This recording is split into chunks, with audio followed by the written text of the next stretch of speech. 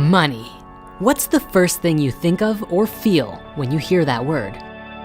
Is it grief, joy, anger? Really, think about it. Does the word money inspire positive or negative feelings? Or maybe you're that one person in the bunch who's just like, meh. I recently did a survey with people who subscribed to the Spirit Science email list and asked a wide number of questions, one of which was, what do you struggle most with in life? The number one highest response was, you guessed it, finances. This told me it was time, at long last, that we have a candid spiritual discussion about money. See if we can't change our relationship with physical resources. I mean, think about it. What would happen if there were like 100,000 benevolent spiritual millionaires all using their wealth to make massive and beautiful change in the world? Well, let's talk about it.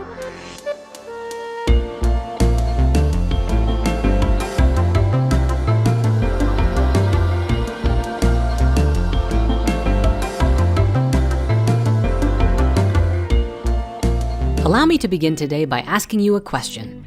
What would you do with $1 million? If you're anything like me, you might go to work putting those resources to use benefiting humanity in some way. For me personally, I want to work with a big animation team and video production studio and make an amazing stream of content for YouTube and Spirit Mysteries, and maybe even one day launch a worldwide theatrical release of something really special. But hold on, we can't even do that at all yet. There's a big money blockage in the way. But what is this block, you might ask? Well, it's a pretty big one, and it's existed for thousands of years in the relationship between money and spirituality within the human consciousness. I discovered this blockage for myself nearly 9 years ago when I created this little cartoon series. You might have heard of it. It's called Spirit Science. Sorry. Of course, there's a lot of praise on this series, but a lot of people also warned me with graven fear. Spirituality and money don't go together. If you make money doing something spiritual, you are a sellout. Now, I very often take all the comments to heart, even these ones. And for the last 9 years, I struggled with this whole money and spirituality thing. I chose to avoid looking at the conversation in general sometimes because I didn't want to upset my audience, you guys. But what I found was that choosing that paradigm forced me into a very limited box of reality.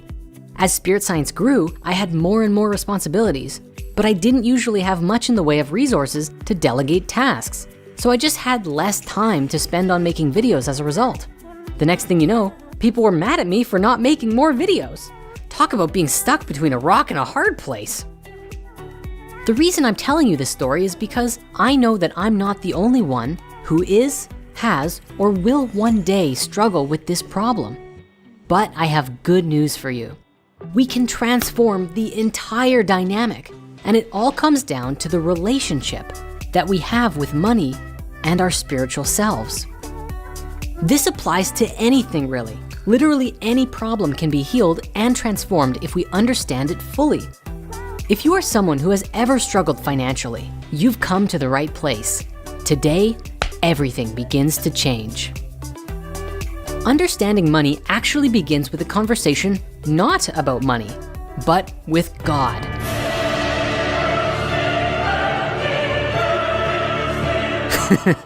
You could call it spirit, the all, the source field, the energy that makes up all of the particles and waveforms of reality, whatever floats your boat. You see, spirit is found in all things. There is nothing separate from the eternal oneness. We have this conditioned idea in society that God and the heavens are always above us and beyond us in some way. But what about inward? What about outward? What about even downward? Oh, no, sorry, don't think of downward. That's the devil's lair, right? Well, even the devil is not separate from the supreme oneness. At the deepest level, we have to understand that everything is spiritual because all things are connected through this infinite field that makes up reality. That goes for money too. Now, I understand that it may be difficult to comprehend the idea of God or spirit, and that's often the point. The Hermetic philosophies describe God to be unknowable and indescribable because the imperfect and impermanent cannot easily apprehend the eternally perfected.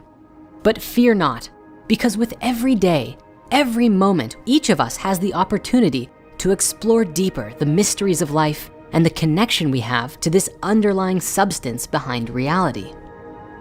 Substance is a very key word here. It will be critical in bridging the gap between this cosmic discussion and money. You see, there is a substance underlying all things. We understand scientifically that when you zoom in close enough to the bits of reality, we find a seemingly never-ending field of energy.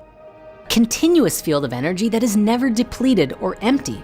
So even if we are experiencing lack in our lives, the energy substance that makes up everything is never lacking in anything.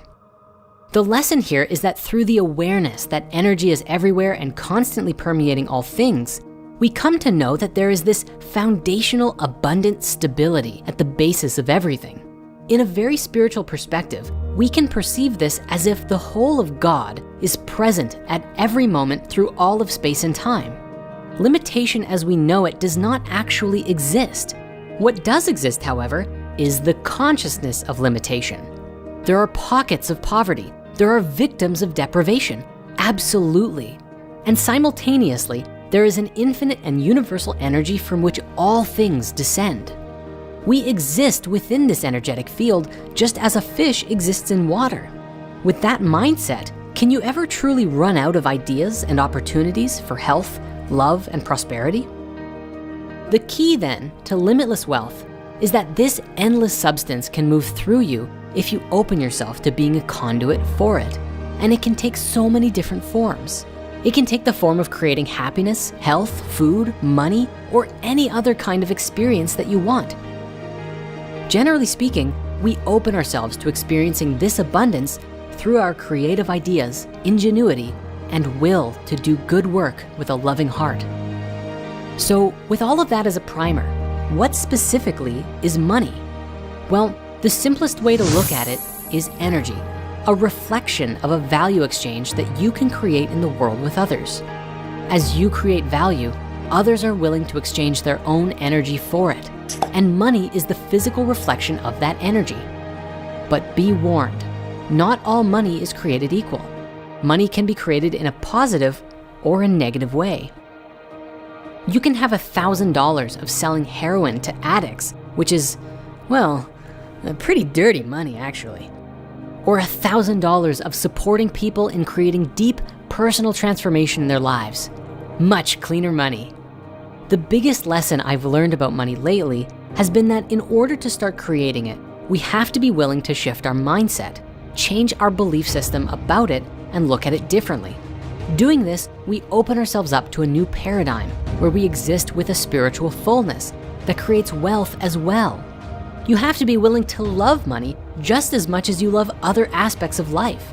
Not that you're making money into like the thing that you're all about, but honoring it as another foundational aspect of life, along with other things like food or growing a garden or, I don't know, going to the gym or watching a movie. Now, not to get super biblical, but there is an interesting quote that I want to share from Jesus, who says, "For where your treasure is, there will your heart be also." We must remember not to base our security on that which is physically manifested, but on the inner energy within you. When spiritually rooted, making money is not the end goal, but happens as a result of one's good works in the world and supports you in continuing the good work at greater levels. Now, the conversation of money is actually a really big one, and my intention is to keep this flow going with new episodes more regularly. So I'm gonna call this one right here for now, and we'll see you again very soon for yet another exploration into the wonderful world of money. If you wanna get more into this in the meantime, please check out the book Spiritual Economics. Much of this conversation today was based on chapter 1.